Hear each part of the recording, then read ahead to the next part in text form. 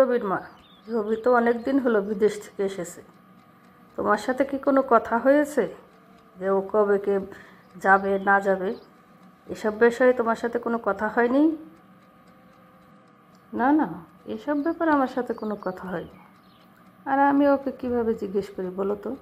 ছেলেকে কিভাবে জিজ্ঞেস করবো যে ও কবে যাবে না যাবে? বেশ কয়েকদিন হয়েছে, ওর চলাফেরা দেখে তো তেমন কিছু মনে হচ্ছে না।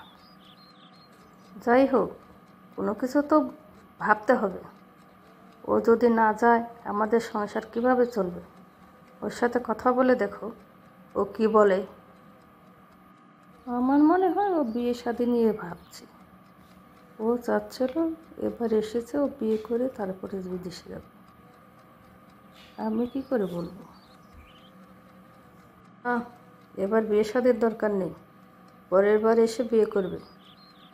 এখন এত ঝুট ঝামেলা গেল, টাকা পয়সাও নেই, পরে এসে বিয়ে করতে বলো। ওকে জানিয়ে দিও আমি ভেতরে যাই। রবি, তুই কি বাইরে যাচ্ছিস বাবা? এখন তো রাতে খাওয়ার সময়, এখন বাইরে যাচ্ছিস কেন? আর তোর সাথে কিছু কথা ছিল, তোর বাবা বলতে বলেছে।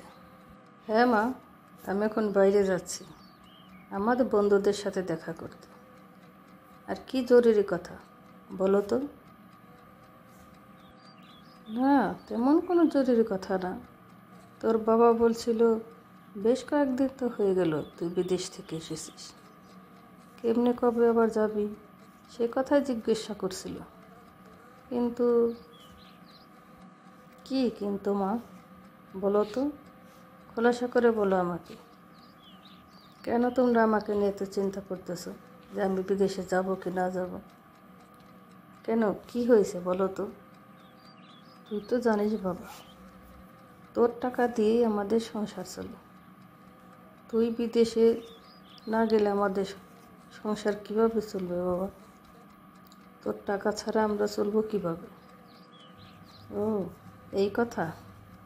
আমি তো যাবই, তবে মা, একটা কথা, আমি চাইছিলাম কি এবার আমি বিয়ে করব, তারপরে না হয় যাব।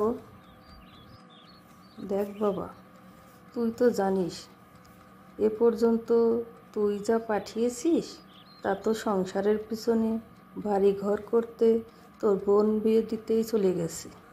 আমি বলছিলাম কি তুই পরের বার এসে না হয় বিয়ে কর, তোর বাবাও এটা চাইছিল।